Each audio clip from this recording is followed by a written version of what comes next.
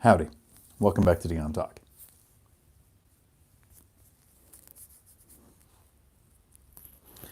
Today, I have a fun video for you. This video comes from a question asked by MJ, who I see in the chat often, and I appreciate every single question. This is a good one. The question is, how much more would your cash flow be if you paid off all your mortgages? If you're new to my channel, the purpose of my content is to help the average individual realize that you can reach financial freedom, make work completely optional in 10 years or less, even if you're not starting from the best position. This is going to be a nice short live stream on my phone where I don't see most of the chat, but Ryan, I did see. Thank you for noticing the shirt from the One Rental at a Time Mastermind last year. That's coming up again here soon in Las Vegas. If you want your questions answered during a live stream every Tuesday at 4 p.m. Pacific, I do a live stream that lasts as long as the questions do. Thank you, Cody, for the super chat, proving that this is a live stream. But how much more would my cash flow be if I paid off all my properties? And when I first saw this question, I laughed in my head. I thought, oh, that's kind of funny, because I see this question often.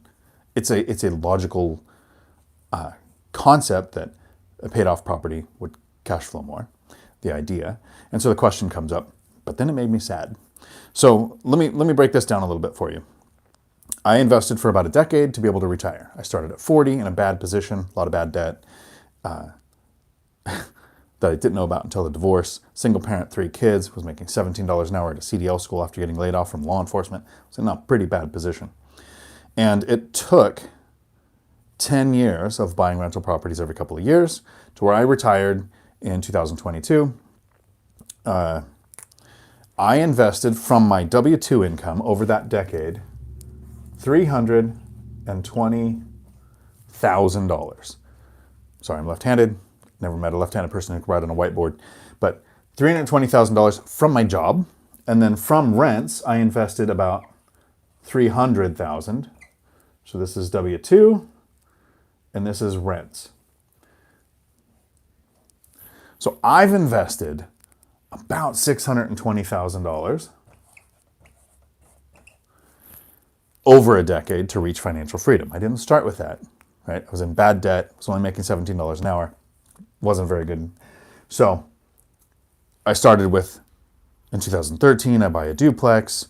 2015, I buy a duplex. Then I buy another one, right? It took a couple of years between each purchase. The first one I had to move into and live in, do what's called house hacking, get owner-occupied down payment, where it was only 5% down payment. So when I retired, my properties were worth about $6 million. They've gone up again in the last year. There's been appreciation in my market, but it was about $6 million that I retired with. So $320,000. The idea, the question that comes, how much more would your cash flow be if you paid off your properties, makes me think, right? And never make an assumption, because when you do, you make an ass out of you, an assumption. But when I hear this question or see this question, I think that person thinks a paid off property is better. You have the, I feel good because I have paid off property. I am not paying interest. I'm not paying principal. I'm getting more cash flow. So what if I bought my properties all cash and never had a mortgage? We'll start with that. First property was a duplex that I purchased for $300,000, right? $15,000 down, because 5% owner-occupied loan. But in a decade, I saved $320,000. So after 10 years, it looks like I'd be able to buy one duplex. I would not have $6 million in gross value. I would have one duplex. But I started saving, and in 2013, I had $15,000, to put down. I had about $28,000 total. In the decade, I invested $320,000. So in that decade, I wouldn't have had the rental income to invest. I would have only had the $320 that I could save in the 10 years. So I saved 10 years. I'd have $320 to buy a $300,000 duplex. That was $300,000 in 2013. In 2022, when I retired, the value of that duplex was $700,000. If I wanted to buy all cash, I still today would not own one property. So, buying all cash, not an option for me. It's an option for some people. different market, higher income, whatever your situation is, I see people do it. It can work.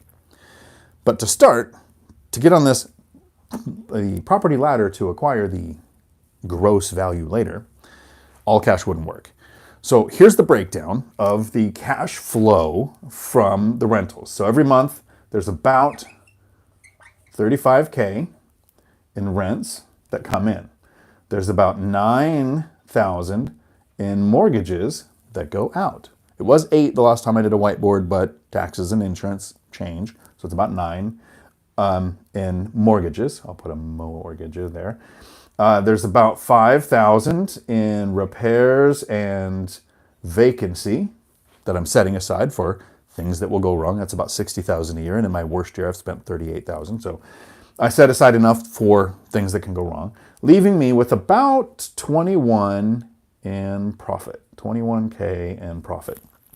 This is what I live my life on. This is what I travel with, what I spend, what I save for investing on accident. But I spend around 5,000 a month. It's really around 4, but I try to spend more. I've got reverse budgets. I require myself to spend 2,000 a month eating out. I require that I travel. I require that I have the best gaming PC that they have almost every year. So I make sure that I'm spending because I didn't want to retire and be frugal. So here's the problem. I have about $1.8 million in debt. This is the mortgages that MJ asked what would happen to my cash flow if I paid off my, lefty on a whiteboard. I'm very sorry. It sucks. I hate this. I wish I had a bigger whiteboard and an assistant. Is Vanna White retired yet? So 1.8 million in debt, giving me this 9, I've got refinanced to better interest rates and I've had them for a long time. So it's a little less than that. So here's the math. If I wanted to pay off the mortgages, what would it do to my cash flow? I've got $9,000 a month going out in mortgages. So when you're brand new to investing, you think you could increase your cash flow by $9,000 a month, taking this 21 to 30, right? Because this is my profit. My cash flow is $21,000. But that's not how this works. Let's say I paid it off. $1.8 million. I could take my $21,000 in profit, all of it, take 100% of it, push it towards the mortgage to pay off the mortgage, which would take me 1.8 million divided by 21,000 is about 85 months-ish, rounded off. This is never about the math. This is about the concept. The person who's going to attack me in the comments that it's 85.47 something. No, it's 85 months. So 7 years. I'm currently 54. So if I took all of my cash flow and I funneled it toward the mortgages, in 7 years, I'd have no debt. I would be 61-ish. 61, yeah. So 7 years, I'd be 61, almost ready for Social Security to kick in. What this would do, because it's not $9,000 a month, the question is how much would your cash flow increase if your mortgages were paid off? A mortgage is principal, interest, taxes, and insurance. I'm still going to have taxes and insurance. So now, instead of 9, I'm probably going to be paying about 4, so I would save $5,000 a month. So 21 in 7 years would become $26,000. If I paid off the mortgages in 7 years, I would make $26,000 a month instead of $21,000 a month. I still have taxes, I still have insurance, I still have to set aside for repairs, maintenance, and vacancy. So I'm 54. I'm young enough to retire so that I can go out more than my back does. And I'd be working, I'd have to go back to work because I got to eat, right? I'd have to have a job again for 7 years because all of my cash flow from the rentals that is now funding my life and future investments is paying off this good debt that I worked very hard to get. So that in 7 years, I can have $5,000 more than the $15,000 more than I need now. Here's what I lose. The mortgages on my properties, right? I have 8 properties, 18 rental units that produce this cash flow. 2 of my properties are paid off. 1 I paid off, and I lost $1 million doing that. The last one I bought after I retired, I purchased cash. I don't count it in my net worth. I don't count it in the gross values because I'm not decided yet if I'm going to sell it or do a cash out refinance, get my money back. I don't know. So I don't count this property in there. But those 2 properties that are paid off, they don't have asset protection. Right now, if I get sued, the banks are in first position on 6 of my properties. So 2 are at risk. I don't like it. Makes my hair fall out. Here's the second thing that I lose. I invested $320,000 from my income and $300,000 from my rents over a decade. So I have $620,000 invested. But because of the mortgages, last year, when my $6 million portfolio appreciated in Washington State 9.6% for my markets, I didn't gain, we'll call it 10% for round math. I understand 9.6 is not 10, but go 10%. 620,000, 10% I would make if I invested all my money and all my rent's money and everything was just what I've invested, $62,000 in growth. But since I use mortgages and since I didn't funnel my money to pay them off, I have the gross value. The bank doesn't gain the levered appreciation. I do. 10% growth, 9.6, but 10% growth just from, this was like 22 to 23, my net worth grew in that 1 year, not counting cash flow, not counting principal pay down. 6, this is, my brain can't wrap around these numbers. My net worth grew by $600,000 in 1 year because I have levered appreciation. If I funnel my cash flow to pay off that debt, I don't increase my levered appreciation as much as if I took my extra money that I'm not using and buy another property, which I probably do in a year or two, which will then appreciate because of the mortgage, levered appreciation. If I pay it off, I'm losing that.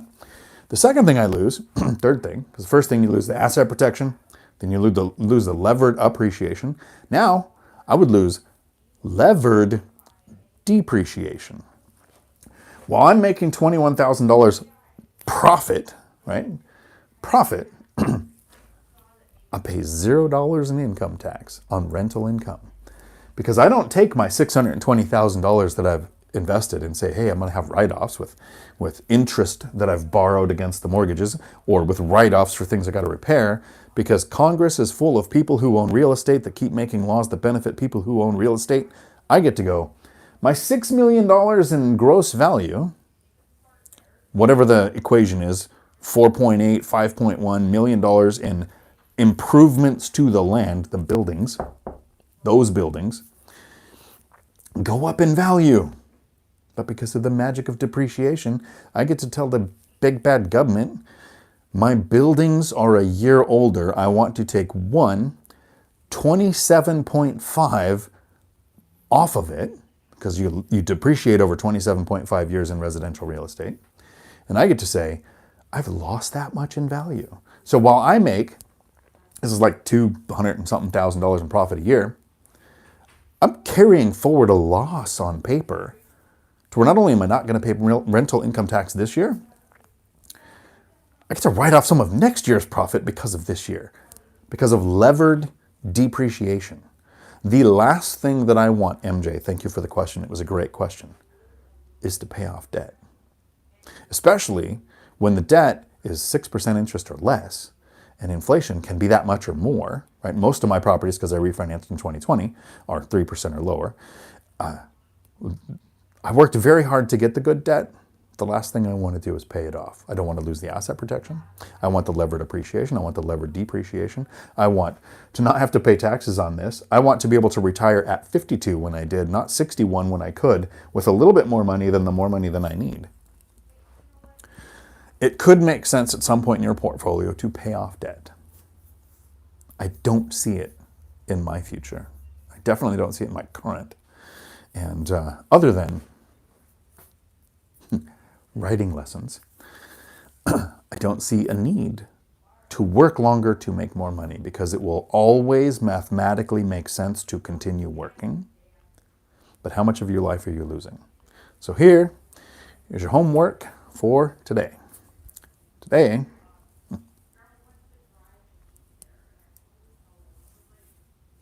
I want you to go out and be the reason someone smiles today. Have a day full of awesome.